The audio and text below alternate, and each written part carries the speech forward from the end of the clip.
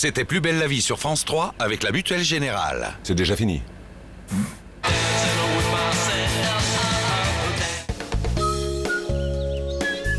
C'était Plus belle la vie avec la lessive Persil au savon de Marseille. Au numéro de notre collection Passion Patrimoine, ce soir, Déraciné des ailes vous emmène à la découverte des gorges de l'Aveyron, un patrimoine méconnu que restaurent des passionnés. Nous irons aussi en Champagne à la rencontre d'un bâtisseur de moulins à vent qui fait revivre une tradition longtemps oubliée. Déraciné des ailes, c'est tout de suite sur France 3.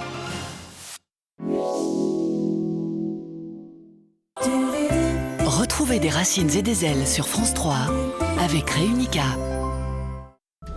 Mes amis, je tiens à vous présenter notre nouveau pensionnaire, Charles Boyer. C'était quoi votre métier?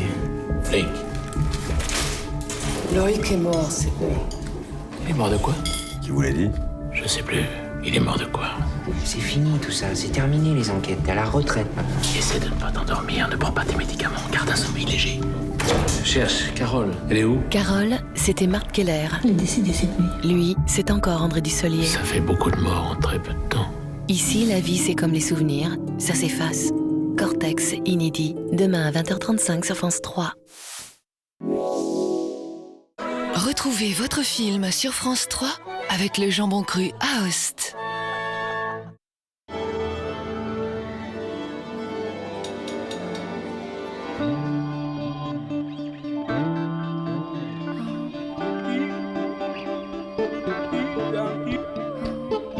France 3.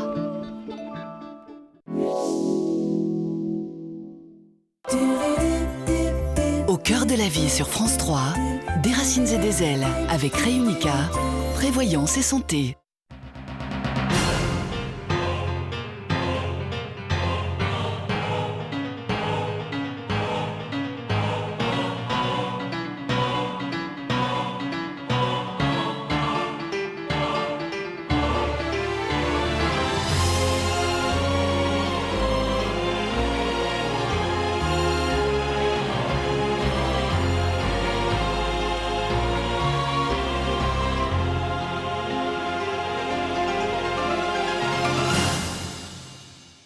Bonsoir à tous. Vous êtes de plus en plus nombreux à vous intéresser à l'histoire et au patrimoine de votre région.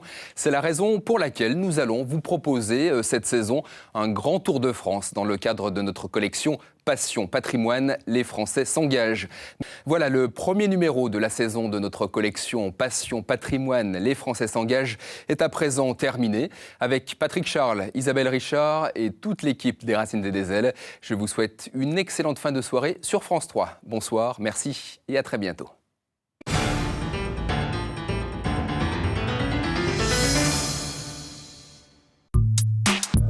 Retrouvez des extraits de nos reportages en visitant le site des Racines et des ailes sur france3.fr.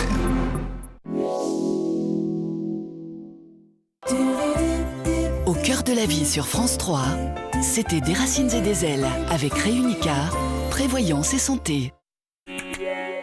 Alors que l'Assemblée nationale est en train d'examiner le projet de loi d'Éric Besson intitulé « Immigration, intégration et nationalité », je reçois ce soir le sociologue Hugues Lagrange, l'auteur du « Déni des cultures », le livre le plus polémique de cette rentrée, le livre dont tout le monde parle, puisqu'il y est question d'immigration et de délinquance et que Hugues Lagrange brise le tabou des statistiques ethniques sur la délinquance. Face à lui, il y aura Éric Fassin, Fatou Diom, Jean-Pierre Hamzel, Malika Sorel, Éric Raoult. Ça va chauffer après le soir 3, présenté par Stéphane Lippert. Un budget historique du jamais vu depuis 50 ans. Voilà comment le gouvernement a présenté son projet pour 2011. Le but est de réduire le déficit à 6% du PIB. La recette, une réduction drastique des dépenses publiques et un effort important demandé aux ménages. Pour la gauche, il s'agit de hausse d'impôts déguisés. Le ministre du Budget, François Baroin, sera notre invité tout à l'heure. Et puis dans le journal, nous évoquerons aussi l'ultimatum lancé par Bruxelles à la France à propos du traitement des Roms. Rendez-vous vers 22h50 avec Hugues Lagrange et ses contradicteurs. Demain, sur France Télévisions. France 2, envoyé spécial avec Guylaine Chenu et Françoise Joly. France 3, Cortex, la clé de l'énigme est dans le cerveau malade d'André Dussolier. France 4, Heroes, saison 3 inédite, le pouvoir est au super pouvoir. France 5, la grande librairie de François Bunel, spéciale histoire. France O, au Brésil, l'été de Mauro se révèle être celui de tous les bonheurs. Demain, sur France Télévisions, vous aurez tous les choix.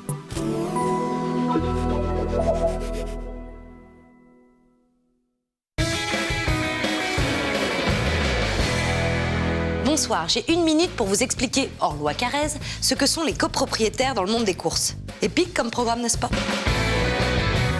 Les copropriétaires ne sont pas ceux qui s'occupent de la copro. C'est pas bientôt fini ce boucan! On enlève ses sabots quand on rentre chez soi! Je vais prévenir la copro, moi, tu vas voir! En fait, les copropriétaires, c'est un propriétaire de cheval écolo.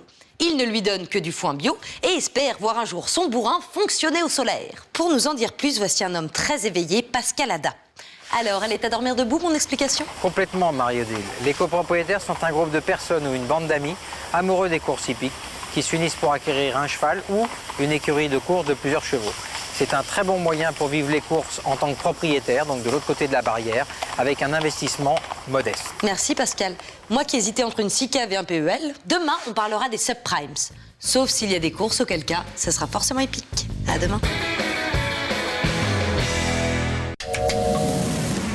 Une sacrée affiche et des rencontres surprenantes pour tous. Pierre Palmade. Mes angoisses, j'en fais du fric. Je fais des sketchs avec. L'irrésistible champion de natation Camille Lacour. La très paradoxale Christine Boutin. Je ne suis pas favorable au mariage homosexuel. Les hétéros non plus n'ont pas besoin du mariage. Ils se marient pour personne. Vous aurez droit aussi à une évacuation en urgence du plateau. Et ce n'est pas un gag. Ça va secouer dans Vie privée, vie publique, l'hebdo. Vendredi à 22h55 sur France 3. Du vent, un peu, beaucoup, trop. Regardez la météo sur France 3 avec Monsieur Bricolage.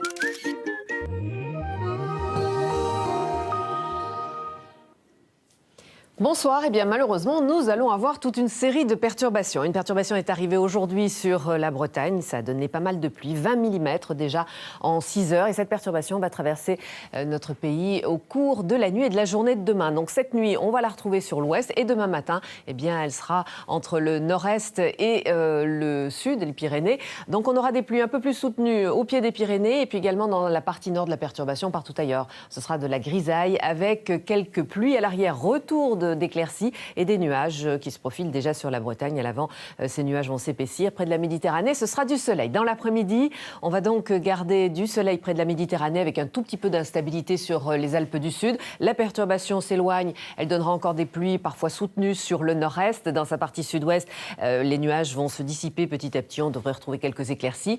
Pas mal de nuages sur l'ouest. C'est un mélange de nuages élevés et de nuages moyens. Puis on voit une perturbation arriver sur le nord-ouest à nouveau. Alors, les températures, demain matin, on baisse sur le nord, en hausse sur le sud, mais ça va, c'est pas trop frais. Pour les températures de l'après-midi, c'était en hausse aujourd'hui. Pas de changement pour demain, donc on est à peu près dans les normales saisonnières là aussi, sauf sur le nord-est et sur la Bretagne et le long des côtes de la Manche. Température comprise entre 16 et 23 degrés. Pour notre week-end, malheureusement, donc, ces passages perturbés vont se succéder. Un premier, donc, vendredi, avec beaucoup de vent et des pluies soutenues. À l'avant des nuages et du soleil sur le sud, température encore agréable. Samedi, une nouvelle perturbation arrive par le nord-ouest. Et dimanche, de la pluie, des pluies soutenues là aussi sur le nord-ouest et des entrées maritimes sur l'extrême sud. Je vous souhaite une bonne fin de soirée avec nous sur France 3. Demain, nous fêterons les Jérômes et vous retrouvez tout de suite Stéphane Lippert pour Soir 3. Bonsoir.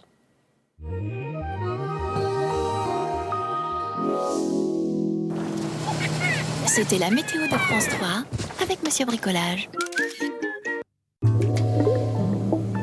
Disons quel âge cela? Il a au moins 30 ans. Pendant que Georges déguste son homard, ses poissons pilotes tentent une opération survie. J'ai la désagréable impression de me sentir comme un naufragé. La pêche au poulpe aux Philippines, à cheval sur un bambou, ça vous dit? Si vous rêvez de sensations plus fortes, testez l'aquaplaning japonais. La manga attitude, c'est ça. L'essentiel, c'est d'avoir du courage. Des tripes, comme on dit. Si vous êtes plutôt tango argentin, essayez donc le dance floor de l'Atlantique Sud. Quelle ambiance! Vivez la mer, vivez l'aventure, vivez Thalassa, vendredi à 20h35 sur France 3.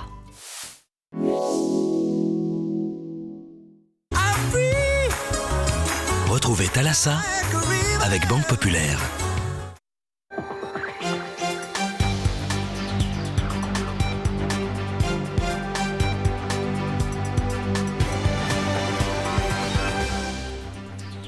Madame, Monsieur, bonsoir. Voici les titres de ce journal. Grève générale en Espagne, manifestation de masse à Bruxelles. Les salariés européens dans la rue pour exprimer leur inquiétude et leur colère.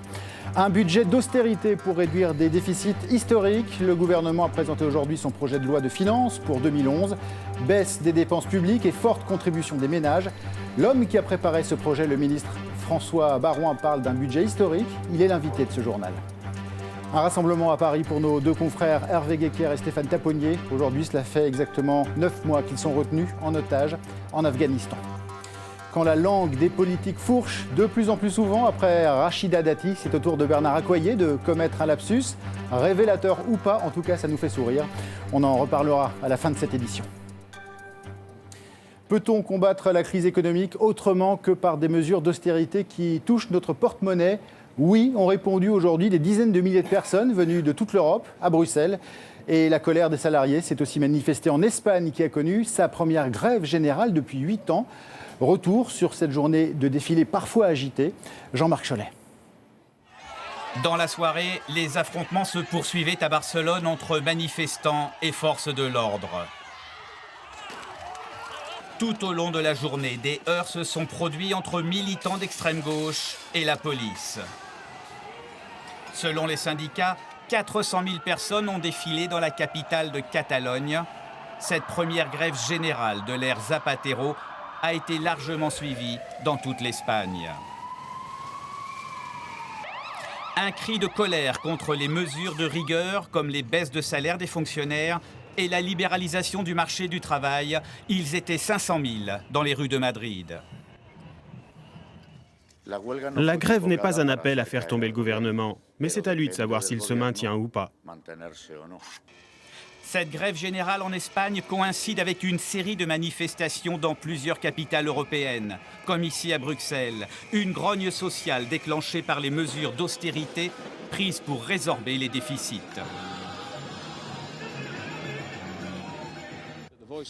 Ne choisissez pas l'austérité. Ne faites pas ce que vos prédécesseurs ont fait dans les années 30. Ne cassons pas la machine, au risque de déclencher, comme dans les années 30, une grande dépression. Le Parlement va débuter l'examen du budget 2011 et c'est là que va s'inscrire l'austérité également. Donc ça veut dire qu'on est dans une période où des mouvements sociaux de différentes natures, selon les pays, vont avoir lieu dans les semaines et les mois qui viennent. Plusieurs milliers de personnes à Varsovie sur ces images. Manifestations également à La Haye, Athènes et quelques villes françaises, avec une crainte. Trop d'austérité pourrait faire capoter une reprise déjà timide. Et l'austérité, c'est bien ce qui caractérise le budget 2011 présenté aujourd'hui par le gouvernement. L'objectif est de ramener le déficit public de 7,7% du PIB à 6% l'an prochain. Et pour cela, l'État doit trouver 40 milliards d'euros. Cela va passer par des coupes dans les dépenses publiques et de gros efforts demandés aux Français. Pour la gauche, il s'agit de hausses d'impôts déguisées. Frédéric Maillard. C'est elle qui garde ses 3 enfants le mercredi après-midi, mais le reste de la semaine, cette avocate se fait seconder par une aide à domicile. Elle va conserver ses réductions d'impôts, mais elle s'inquiète de voir ses cotisations sociales augmenter. Je vais peut-être réduire le nombre d'heures d'emploi de ma babysitter ou de ma femme de ménage. Enfin, je vais y réfléchir en tout cas. Ouais. Les ménages français vont contribuer au quart de l'effort demandé par le gouvernement. Le coût de rabot des niches fiscales représente 10 milliards d'euros. Exemple, la disparition du cadeau fiscal pour les mariages. Installer un panneau solaire rapportera 2 fois moins. L'accès à Internet va aussi coûter plus cher. Quant aux plus riches, ils paieront 1% d'impôts en plus.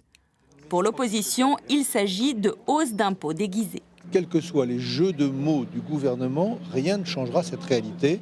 Les Français auront à payer 10 milliards de plus d'impôts. Un argument balayé par la majorité. Une hausse généralisée des impôts, ça serait par exemple l'augmentation des tranches de l'impôt sur le revenu, ça serait par exemple l'augmentation de la CSG. Voilà ce que serait une hausse généralisée des impôts. Mais pour cet économiste libéral, pas de doute, il s'agit bien de hausse d'impôts et ce n'est qu'un début. Cette augmentation des impôts cible essentiellement les Français les plus aisés parce que nous sommes en période préélectorale. Mais il y arrivera un moment où il faudra neutraliser et annihiler totalement notre déficit et puis rembourser les dettes que nous avons accumulées durant 30 ans. Et pour cela, il faudra bien évidemment mettre à contribution la totalité des Français. Officiellement, l'engagement de Nicolas Sarkozy de ne pas augmenter les impôts n'est pas remis en cause. Il n'empêche que le taux de prélèvement fiscal va grimper l'an prochain. Et sur le plateau du Soir 3, l'homme qui a préparé et présenté ce budget 2011, le ministre du Budget, François Baroin. Bonsoir. Bonsoir. Alors, ce budget a été calculé sur la base d'une croissance de 2% l'an prochain. Est-ce que c'est vraiment crédible? La plupart des économistes trouvent cette prévision bien optimiste. Écoutez, en début d'année, on avait des prévisions de croissance à 0,75% et des prévisions de déficit à 8,5%. On est au résultat à 1,5, probablement 1,6, et un niveau de déficit de 7,7. Le passé plaide pour nous, la stratégie était la bonne, et de la gestion de crise, et de la sortie de crise. La crise est derrière nous, mais les stigmates, les cicatrices de cette crise, qui a frappé la France, comme tous les autres pays de l'Union européenne et dans le monde entier, nous amènent effectivement à proposer des mesures d'économie. Pas l'austérité comme en Espagne. Il n'y a rien dans le budget français qui est proposé comme le modèle espagnol ou en Grande-Bretagne. Alors on va y revenir simplement sur les prévisions que vous faites du PIB.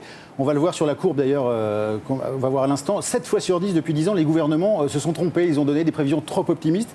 Finalement, il a fallu les revoir à la baisse. Ça risque pas de vous arriver aussi? C'est ce que je vous ai dit. Il y avait des prévisions trop pessimistes et qui nous permettent d'avoir des bons résultats. Ces bonnes nouvelles nous permettent d'éviter d'avoir des mesures trop douloureuses. Ouais.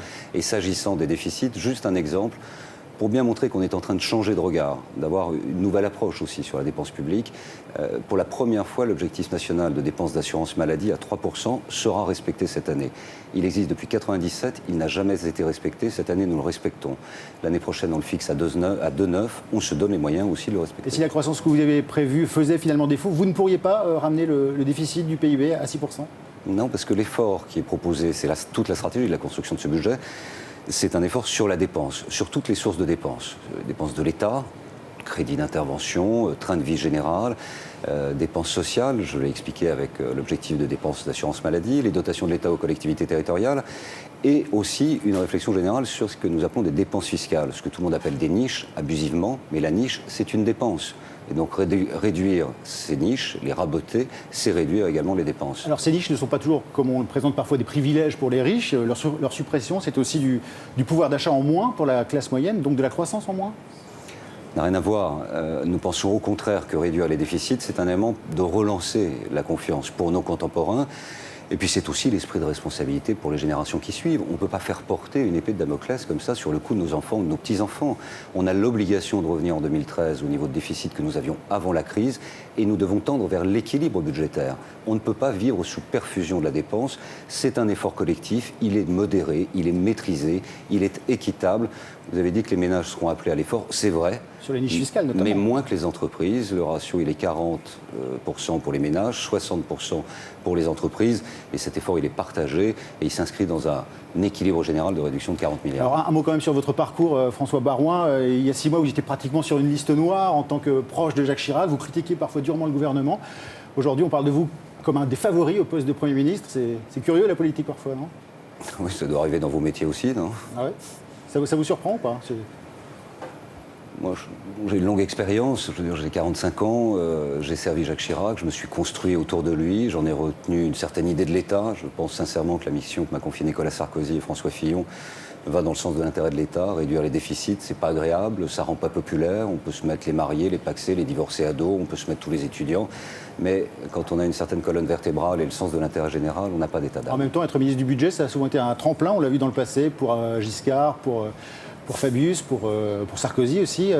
Imaginons que vous soyez appelé à Matignon, vous imaginez que vous seriez prêt à assumer cette charge? D'abord, ça peut être un tremplin, mais enfin, vous me laissez atterrir sur les 2% de déficit à réduire pour l'année prochaine. Et pour le reste, pardonnez-moi, mais je ne réponds pas à une question qui ne m'est pas posée, pas par vous, mais par le seul intéressé qui compte, le président de la République. Vous ne savez pas si vous vous sentiriez prêt ou pas? Je ne réponds pas à cette question, on n'est pas dans les spéculations, on a un Premier ministre, on travaille, je viens de présenter le budget, on fera le débat et on réussira ces 40 milliards. Merci beaucoup François Baron d'être venu sur le plateau du Soir 3. Pas de sanctions immédiates, mais un ultimatum. Nous vous en parlions hier soir. La France redoutait d'être poursuivie par Bruxelles devant la justice européenne pour sa politique d'expulsion des Roms. Finalement, la Commission lui donne 15 jours pour se conformer au droit européen. Les explications de Pascal Verdeau et Tahar Nasri.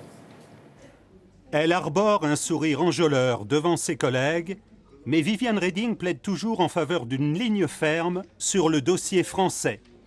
2 heures de discussion sur les Roms et une première décision. L'obligation pour la France de transposer en droit national, avant le 15 octobre, toute la directive sur la liberté de circulation. En revanche, sur l'épineuse question de la discrimination, Bruxelles demande à Paris de nouvelles informations. On ne clôt pas le dossier. Le dossier reste ouvert et je demande, pour étayer les déclarations en haut lieu du gouvernement français, pour les étayer, je demande les preuves précises. Et j'espère bien que le gouvernement français saura fournir ces preuves. Réponse du gouvernement, le dialogue se poursuit. À l'Assemblée nationale, Éric Besson pavoise et devant l'opposition minimise l'ultimatum de Bruxelles. Je comprends bien que vous auriez aimé pouvoir ouvrir cette séance avec un argument qui était « ça y est, la France est montrée du doigt, la France est condamnée à Bruxelles ». Ça n'est pas le cas. Réjouissons-nous ensemble. Ce soir, Paris a donc gagné un peu de temps, mais la commissaire a toujours des doutes. En fait, la confiance est ébréchée et les relations de travail entre les deux parties ne seront pas simples. Les autorités mexicaines avaient d'abord évoqué une énorme catastrophe, parlant même d'1 millier de morts. Finalement, le bilan du glissement de terrain d'hier dans un village du sud du pays a été largement revu à la baisse. Il est de 11 disparus, 8 enfants et 3 adultes. Les secours n'ont plus guère d'espoir de les retrouver vivants. Aujourd'hui, cela fait tout juste 9 mois que nos 2 confrères et amis de France 3, Hervé Guéquière et Stéphane Taponnier, sont retenus en otage par les talibans en Afghanistan. À l'appel de leur comité de soutien, un rassemblement était organisé cet après-midi devant le siège de France Télévisions. Isabelle Saboureau et Antoine Placier. 274 ballons libérés sur le parvis de France Télévisions. Pour Hervé Guéquière, Stéphane Taponnier et leurs 3 accompagnateurs, c'est autant de jours de détention passés aux mains des talibans. 9 mois de captivité aujourd'hui et une succession ces derniers temps d'espoirs déçus, très éprouvant pour les proches. On a tous envie d'y croire quand le matin on entend une bonne nouvelle à la radio. On est comme tout le monde, on a envie que nos amis soient là dans les heures qui suivent sur le tarmac. Mais on est aussi raisonnable parce qu'on sait que plusieurs fois on nous a dit que ça allait sans doute se produire et que ça ne s'est pas produit. C'est ça qui est difficile, c'est cette espèce de côté, tout à coup on a un espoir vertigineux et ensuite un désespoir tout aussi vertigineux. Et c'est ça qui est compliqué à vivre. C'est d'autant plus compliqué à vivre que nous, ici, on compte les jours, on compte les mois, on est là. Eux, là-bas, ils vivent la même chose, ils ont ces mêmes bouffées d'espoir et de désespoir, mais puissance 1000. On les disait libres. Avant l'été, certains parlent aujourd'hui de Noël, mais la seule certitude, c'est qu'ils vont bien. Ils ont été malades à un moment donné, mais ils ont été soignés, maintenant ils sont en bonne santé. On sait qu'ils sont ensemble et on sait qu'ils sont avec leurs accompagnateurs afghans. Donc ça, c'est important aussi. Ce qu'on ne sait pas, en revanche, c'est l'état, l'avancée des négociations. Ils ont fait leur métier qui est la noblesse de ce que nous devons faire. Aux commandes de France Télévisions depuis un mois, Rémi Pfimelin en fait une priorité. Il faut des signes forts de temps en temps. Ces signes, c'est d'abord pour soutenir les familles, c'est ensuite pour les soutenir eux, parce qu'ils auront peut-être une occasion ou une autre d'avoir un signal de ce qui se passe. Et comme un rappel de cette mobilisation qui ne faiblit pas, leur visage s'affiche désormais sur la façade de France Télévisions. Oui, et comme Hervé et Stéphane, 9 autres Français sont retenus en otage à l'étranger, 5 au Niger, enlevés il y a 15 jours, 3 au Nigeria depuis la semaine dernière, et un agent du renseignement détenu en Somalie depuis plus d'1 an. Cette question à présent, la police a-t-elle consulté des factures détaillées de téléphone sans contrôle et sans autorisation? C'est ce qu'affirme le Canard enchaîné. Selon l'hebdomadaire, Matignon aurait validé cette pratique normalement interdite. Les services du Premier ministre ont immédiatement démenti. Peggy Moget et Jean-Michel Mière. Les services de renseignement français ont-ils désormais accès directement et sans aucun contrôle à toutes nos données téléphoniques? C'est ce que soutient le Canard enchaîné. À l'appui de cette allégation, des documents classés confidentiels défense que les journalistes de l'hebdomadaire satirique ont pu consulter.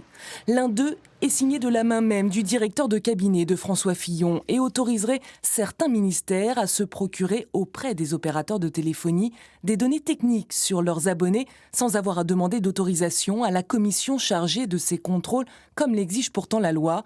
Par données techniques, entendez notamment les fadettes, les factures détaillées des abonnés.